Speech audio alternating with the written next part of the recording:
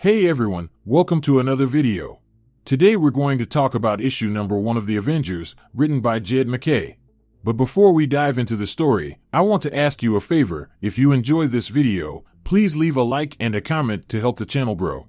Now with a new era of X-Men on the horizon, I thought I should cover the Avengers' most current comic run in preparation for Storm's new part on the team. And during this reread, I discovered that I actually liked this story more than I thought previously.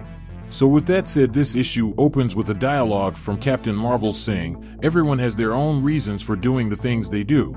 And she can only guess all of them, because Tony's past haunts him almost as much as his future does. Because he wanted to know that his impact on the world is a net positive, and works every day to push that ratio in his favor. And as for Thor, he does it because our brief lives in the face of his immortality stir something in him. Because it would be easy for a god to take the long view, to forget the everyday triumphs and terrors of mortals. But for Carol Danvers, it's a fragile envelope of gases and vapors surrounding waters and dirt, and all the beautiful things that live in it. For in her eyes, the earth is a beautiful gem of infinite worth. So the reason why they call themselves the Avengers is not to warn their enemies, but instead to warn themselves. Because to avenge something is to have lost something, and Earth is something they can't lose. So with that statement, Captain Marvel took off toward Earth.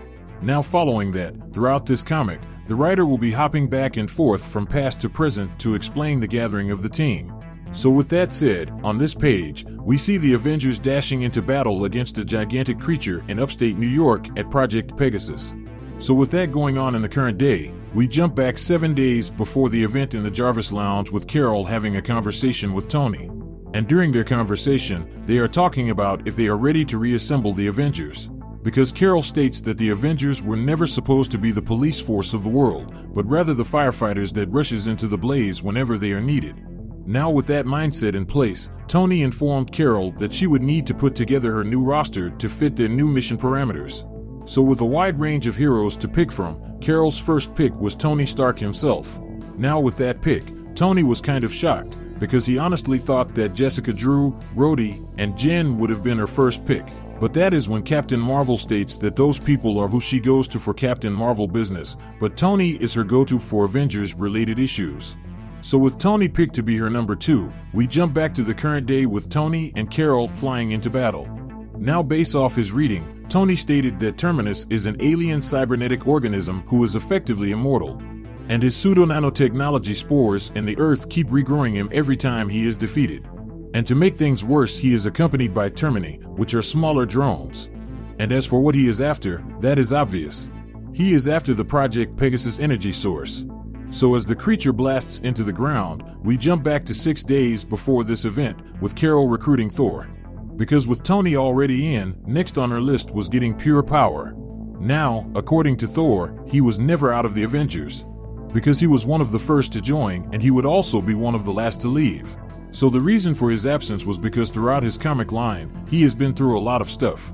So with the Thunder God back in the team, we jump back to the current day with Thor laying into their enemy. So with both Thor and Captain Marvel doing their thing, Carol warns Terminus to stand down, because they are the nice ones on the team. So speaking of them being the nice ones, we jump back 5 days before the battle with Terminus to Carol meeting with T'Challa. Now during their interaction, Carol hints that T'Challa is a man who is impossible to find unless he wants to be found. So with that out there, Carol also brings up his transgressions against the Avengers team when he gives his sleeper cells his killswitch protocol and informed them on how to take down his Avengers friends. Now those deeds led T'Challa in a downward swirl that cost him his kingship as well as his official title as the Black Panther. So she said all of that to say that T'Challa let himself be accessible at all times, so that one day, when he believed his sins were forgiven, that someone would show up and welcome him back home as an Avenger.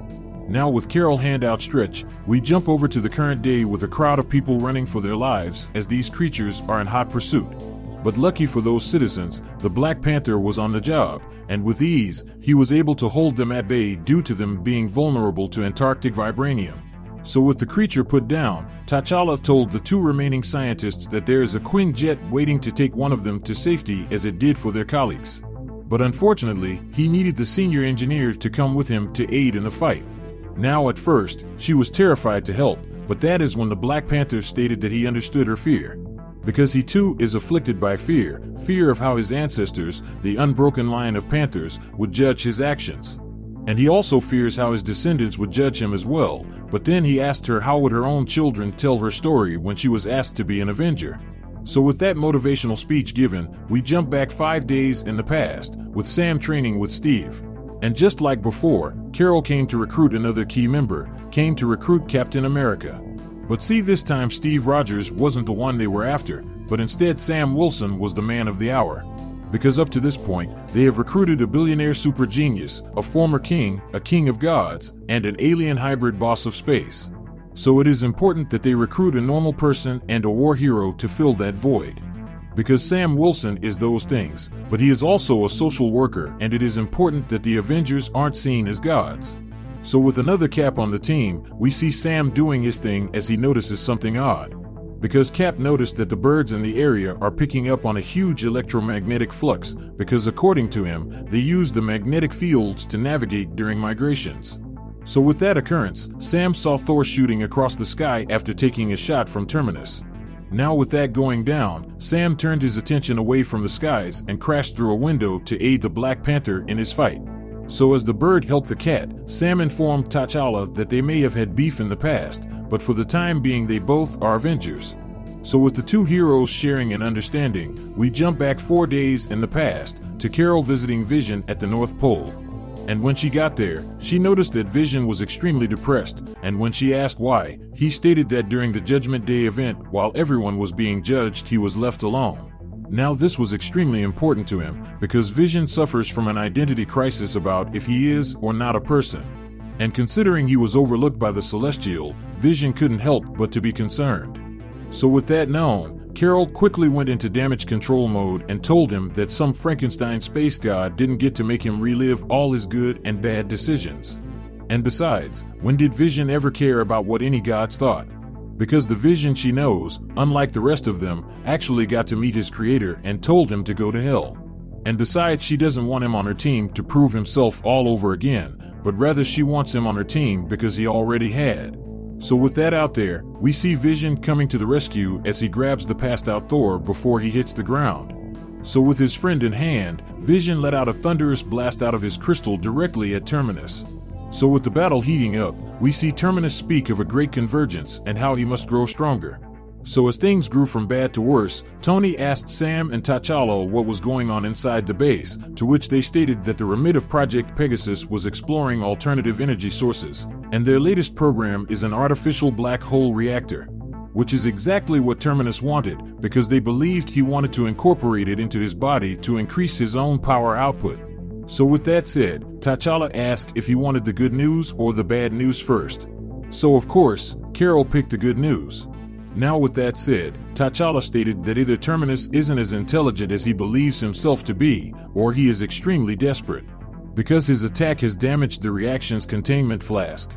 So if they don't do anything fast, the black hole will be released upon the world. So with this threat inbound, we jump back 3 days before this event with Carol talking with Wanda. And before Carol could say anything, Wanda immediately said that her answer was yes.